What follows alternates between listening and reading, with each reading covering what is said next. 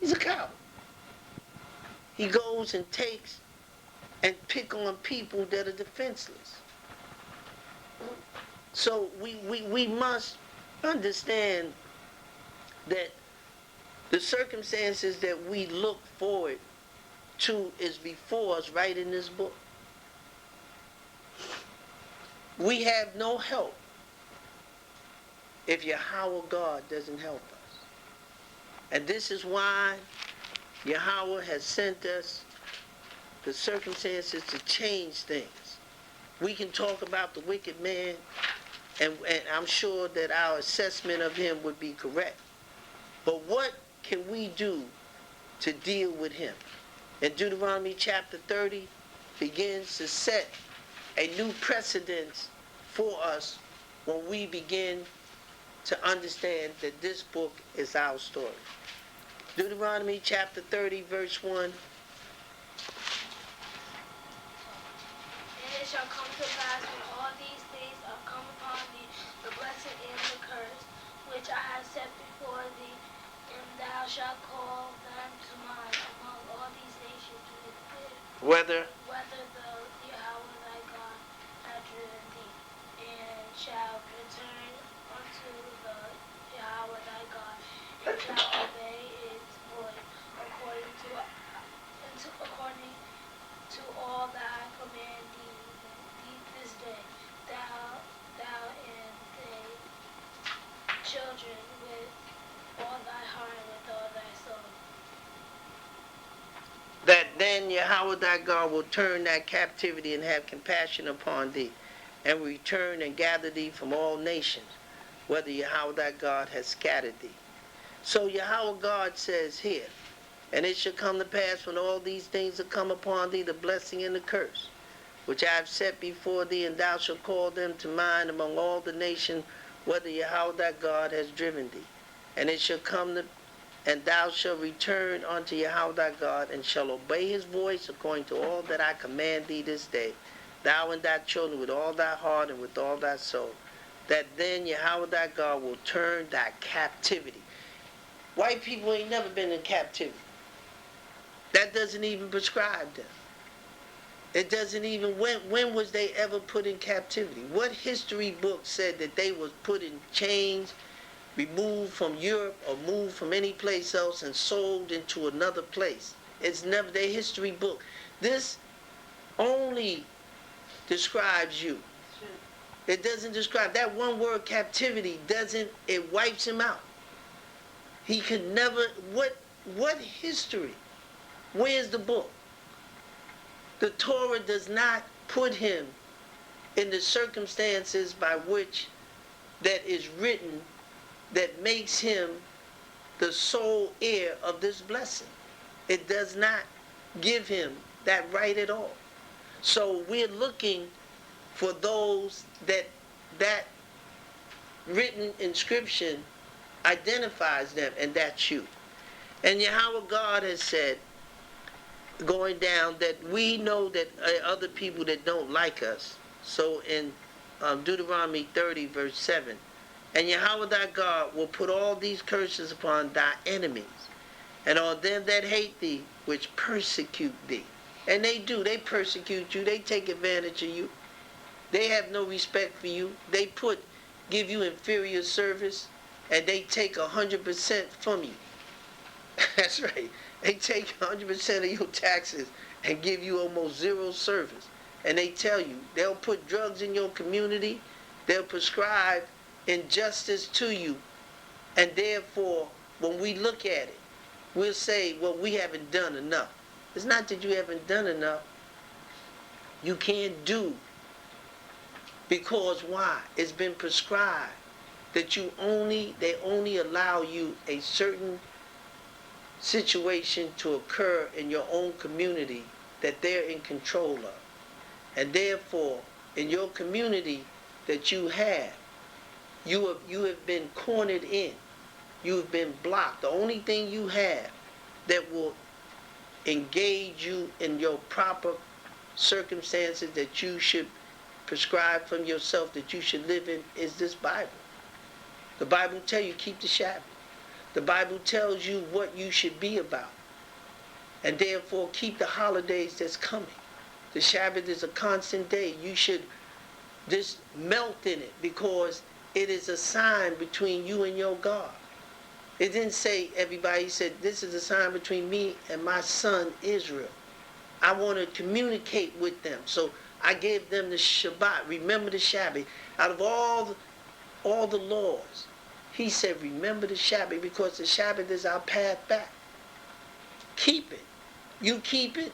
There are things that we know that things come up that we can't, but let it be something that we petition Yahweh God that we want to keep the Shabbat. And then if you keep the Shabbat, then keep the Passover and all the other holidays. They're yours. They're yours to reunite yourself in the spirit of Yahweh God. You can't do it no other way. As the nations will not acknowledge you, they're not going to acknowledge you because Yahweh said, Yahweh has written and he has told you they don't want nothing to do with you. And therefore, because they don't want nothing to do with you, tell me, my brothers and sisters, what you going to do for yourself. Because the nations don't want nothing to do with you. That's why it says, for from the top of the rock I see him, and from the hill I behold him. Lo, the people shall dwell alone, and shall not be recognized among the nations. Who shall count the dust of Jacob, and numbers of the fourth part of Israel? So he's saying that the people are not going to be recognized. You're not recognized among the nations. You dwell alone. Ain't nobody want to hear nothing about you. That's why when you read the book, Yahweh says, help Judah. You're Judah. Because they gonna swallow you up. You're Judah. Go read the story and you'll be amazed at the circumstances that is pending on this earth. And the people are sleeping and they think they have come into the world of plenty when these people in the world of punishment. When they start punishing America, it's going to be all over. Let me read before Moses had passed out of the world.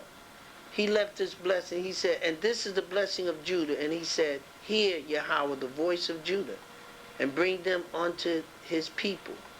Let his hands be sufficient for him, and be thou a help to him from his enemies. This is the blessing of Judah. He said, man, Judah's going to have a lot of enemies.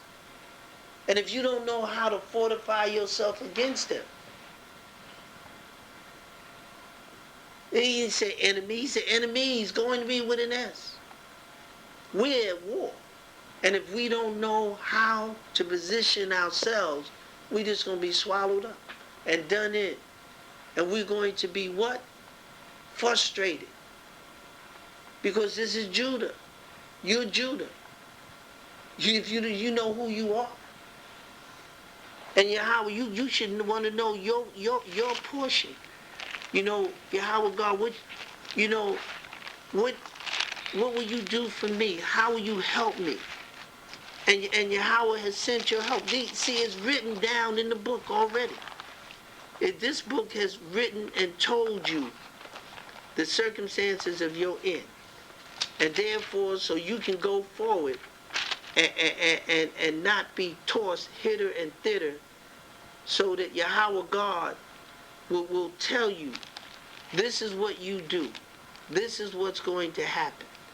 And therefore, in knowing what's going to happen, you can go forward and be strong and not bend, because these people are terrible against you, Judah. And I want you to know what your God has prescribed for you. What does it say? In Hosea chapter 1, and I want you to read it because you're Judah. You should want to know what's going to happen to you. You have to know that who you are. It says the word of your No, let's say Hosea chapter 1 verse 7. Now this is what he said. Now this shows you it's rough for us. Go ahead. But I will have mercy upon the house of Judah. Yeah, see, mercy. Why? Because, brother, they going to beat us up. He didn't say he had mercy. He said, I'm going to have mercy on them. Because, man, we got all these enemies. We got a lot of enemies. And go ahead. I will have mercy upon the house of Judah, and will save them by Yahweh their God, and will not save them by bow, nor by sword, nor by battle, nor by horses, nor by horsemen. So you did he said, man, this is how you're going to be saved, Judah. He said, you don't have to put up a weapon. Your defenselessness is your salvation. You can't help. He said, and he didn't say, I'm going to have mercy on Israel. He said, I'm going to have mercy on Judah. Where it said Israel? Where is it at? It's not there. This is for you, exclusively yours, because Yahweh know that you're in trouble. So he said, look, you're not going to be saved by any means. This is why we say this prayer. This is why we say a prayer. And this is why we say this prayer. And I'm going to read it because it's important that we know what to say to Yahweh our God. And it's very important. It says, Nakamawa, Nakamawa, Atmaya, Ya'amara, Alaha, Yakama, Dabara, Wa, Atla, Laba, Yura, Wa, Shalama, Wakara, Awa, Allah, Yaha, Kaya, Mala, Aha, Tizba'aha, Kaya, Nara, Tizha, Ahwa, Naha, Kaya, Lakwa, Ha, Mayada, Yahawaha, Kapala, Yama, Bakala, Khata'ata, Yaha. It says, comfort ye, my people. Speak comfortably to Jerusalem. Tell them their warfare has been accomplished, their sins have been pardoned, for they have received double for all what they have done. And this is what it is. We're helpless. If Yahweh, that's why Yahweh's already told you, he said, you're not going to be dealt with by the conventional armament. He said, I am going to deal with you. I'm going to save you. He says in Deuteronomy chapter 28, he makes mention where you at. And by him making mention where you at, this is the circumstances that will prevail. Because he has told you in Deuteronomy chapter 28, verse 68, and Yahweh shall bring thee into Egypt again, with ships by the way whereof I spake unto thee, thou shalt see it no more again. And there you shall be sold unto your enemies for bondmen and bondwomen, and no man shall buy you. That never happened to white people. Never. Never, never, never. Never, never, never. That's you. You're in Egypt again. And this Egypt again, Yahweh will save us. We have no means. No one is going to help us. We can forget about it. You can go and get the politics all you want, and you can believe. The structure is set. Because these people are people of misery, even to their own self. You know, when we read this book, it's not to incite us to worry. It is to incite us to know, so that we don't become what? Impatient and think that it is without hope. We got in this mess in a time period and Yahweh's mercy towards us. And it's going to take us time to get out of it. But he says here, to encourage us in Isaiah 14, verse 1, he tells you, you know, what does he say? Yes, for Yahweh will have what? Will have mercy on Jacob and will yet choose Israel and set them in their own land. And the strangers shall be joined with them, and they shall cleave to the house of Jacob. And the people shall take them and bring them to their place, and the house of Israel shall possess them in the land of the Yahweh for servants and handmaids, and they shall take them captives, whose captives they were, and they shall rule over their oppressors. Yeah, see, we're going to rule over those that oppress us. See, Yahweh going to make it work. See, so he says, for I will have mercy upon Jacob, and will yet choose Israel, and set them what? In their own land. Their own land. And the strangers shall join themselves with them, and they shall cleave to the house of Jacob. And the people shall take them and bring them to their place. And the house of Israel shall possess them in the land of Yahweh for servants and handmaids, and they shall take them captives, whom captives they were, and they shall rule over their oppressors. See, don't worry about this. We ain't going to lose. But if you don't read the scriptures, and then you're going to think it's totally helpless. And you're not helpless. This is why you read it. You want to know. In Isaiah 24, verse 5, you got to know what is happening. That's why they read the Times and all the other papers so that they might know. You read the Tanakh, the Bible, so that you might know and the prophecy what is coming down. What does it say? 5. What it says? The earth also is defiled under the inhabitants thereof, because they have transgressed the law, changed the ordinance, broken the everlasting covenant. So it says here, the earth also is defiled under the inhabitants thereof, because they have transgressed the Torah, changed the ordinance, broke down the everlasting covenant. Therefore has the curse devoured the earth, and they that dwell therein are desolate. Therefore the inhabitants of the earth are burnt, and few men left. Why? Because they're going to have wars, men going to be fighting, and it's going to be futile because it's not going to lead to anyone. And what you mad over? You didn't make this. You want everything. You got all the gold, you hide it. Gold can't nourish nothing. It is the food. And you've contaminated the air, the water, and the food. You have nothing to really... The majority of people walking around are sick. They either got hypertension, diabetes, something wrong with them. Because the food is terrible. The air is terrible. The water is terrible. Food is a medicine. If you eat the right food, it can what? It can inhibit the oncoming of an illness. But if it's polluted, then what it adds to the illness and not confronts it to where it is a barrier to not let it through. So we have to realize that Yahweh God, He has said things to us, and we should take it very personal, because these are messages to us, and we should love our God.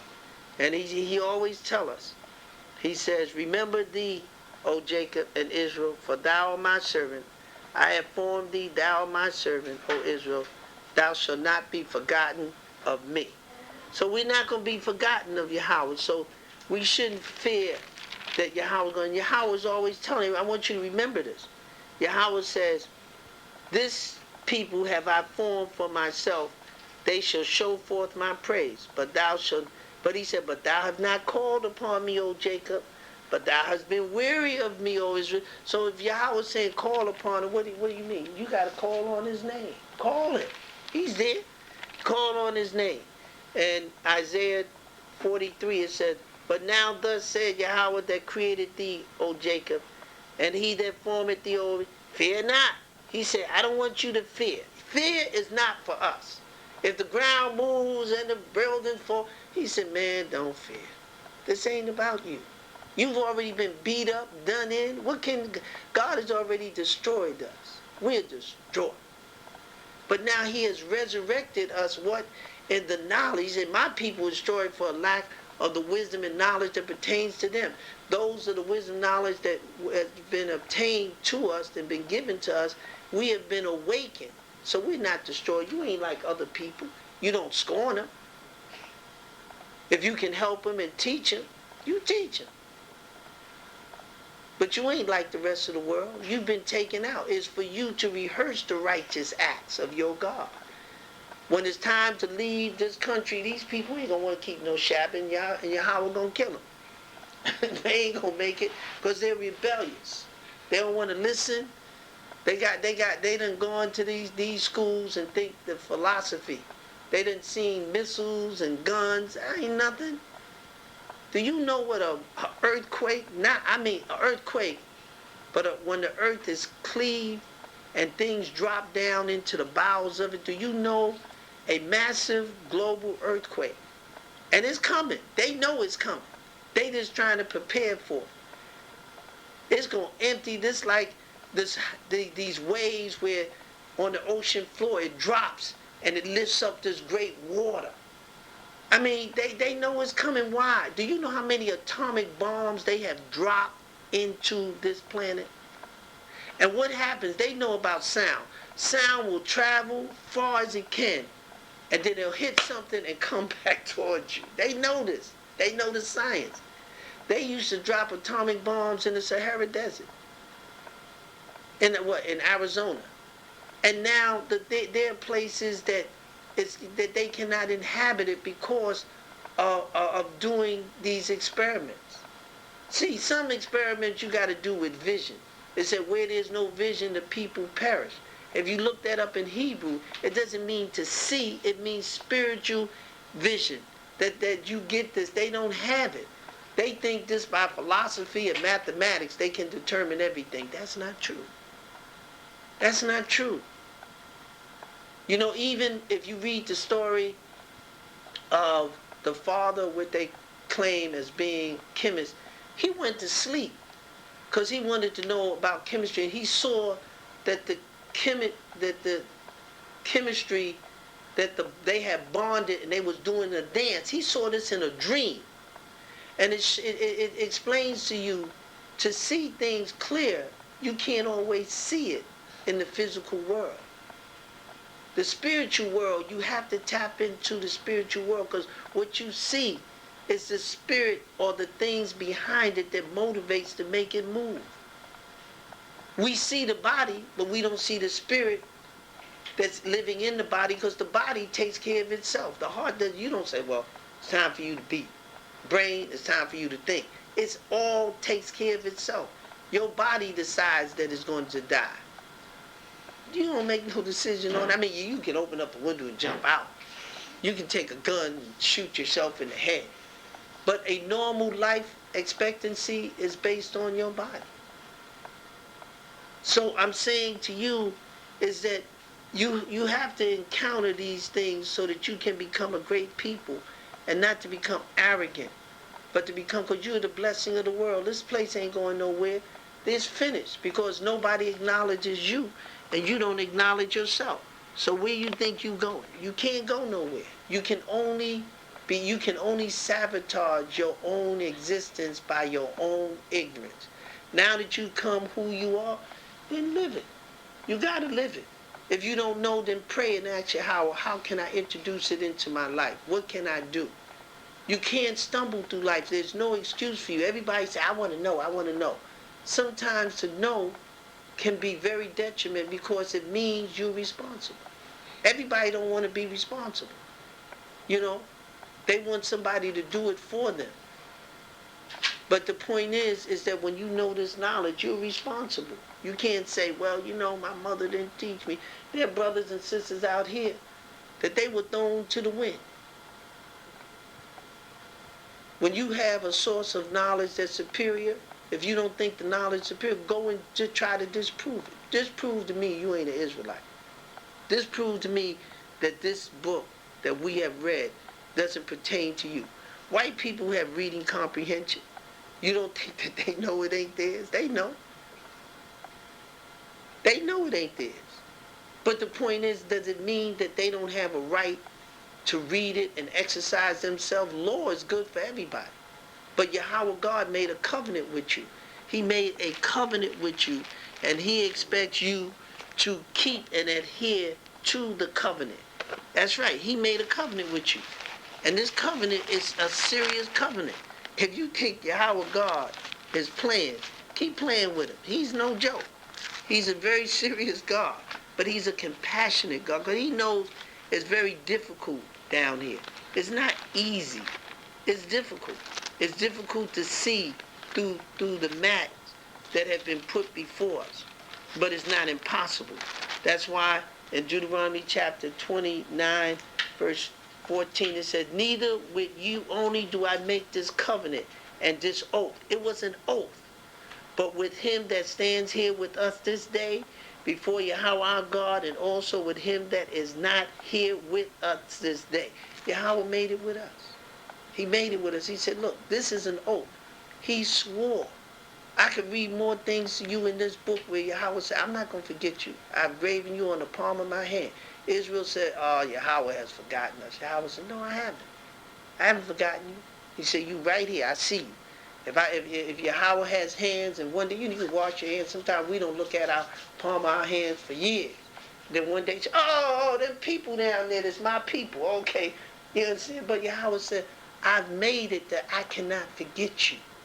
I've made it that it's you that have forgotten me. You don't call on me. You know what I'm saying? You badmouth my name. Yahweh's name is precious. You should honor that name. Respect that name.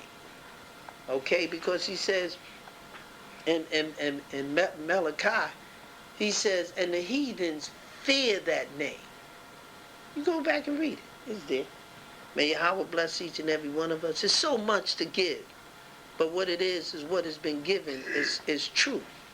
As long as it's truth, then it's been given correctly. And Yahweh God, he finds you are a precious thing before him. He loves you. Yahweh God loves you. He really does. I mean, when I read these things, it makes me blush, because I know that my God truly cares about me. And he has done remarkable things. In Deuteronomy chapter 4, verse 32, he says, for ask now of the days that are past, which were before thee, since the day that Elohim created man upon the earth, and asked from the one end of heaven unto the other, whether there has been any such thing as this great thing is, or has been heard like it. Did ever people hear the voice of Elohim speaking out of the midst of fire, and as thou hast heard and lived? Or has Elohim said to go and take him a nation from the midst of another nation by temptation, by signs and wonders, and by wars, and by a mighty hand, and by a stretched out arm, and by great terror, according to all that Yahweh your God did for you in Egypt before your eyes? He said this has never been done. He said ask. Ask says Yahweh. So Yahweh's never done this for anybody. You have an exclusive right to your God. He's only done it for you. He said, Israel, I've only known you. He said, I'm the God of Israel. He never said he was the God of anybody else. He said, I'm the Holy One of Israel. He never made a mistake and said he was anybody else's God. In the New Testament, he said, they said, is he not only the God of Judah, is he not also the God of the Gentiles? Yes. He just never got personal with the Gentiles. It's one thing. God is God of everybody. But he got personal. He made a covenant with us, an agreement. He never made it with nobody else. He said so. If the world is going to be blessed, they got to be blessed through us. It ain't no blessing until the world come and bow at our feet. It's the God of the truth. I'll tell you, it's right here. They got to come and humble themselves to us. Oh yeah, it's right there. They are here to serve us, because then Yahweh God blesses them. There's no blessing until you learn that you have to have respect for each other. Then how can you? But the world has sabotaged us. And even if we was at disagreement or at odds with each other, the world should not get involved in it. Let us settle. But they have what? They have added to the circumstances, and therefore we can't find our way out. They have been more mischievous to add circumstances to our circumstances that we can't even find our way out. You got the Amish, they gave them a piece of land. The black man went down and built his own town. They say he raped a white woman that probably was ugly and they wouldn't want her, but we raped her. And therefore, they murdered everybody in the town. They murdered all the men. This is a historical fact. So don't tell me that black people ain't done nothing. We've done it. We've lived the American dream and we'll never do it again, not in this country. Because, like he said, we know a great wrong has been done, but you'll never be greater than the white man. We never came here by our own. They brought us here. Now they're going to make a statement like that. That doesn't make any sense. We don't want to be greater than the white man. We're already great. You don't have to be greater. You're already great. What did Roosevelt say? He said, I know what you're saying is right. When they went to the White House, he said, but make me. How you going to make him? You had to sit down. He said, well, make me. Make me give you this. So how you going to make anybody? Find out what belongs to you and set yourself in that perimeter, and you'll be able to prosper, keep the Shabbat, do the things, wear the garments that is yours. And therefore, the world will have no other alternative but to acknowledge you, even though they don't want to. They don't want to see you. They don't ever want to see you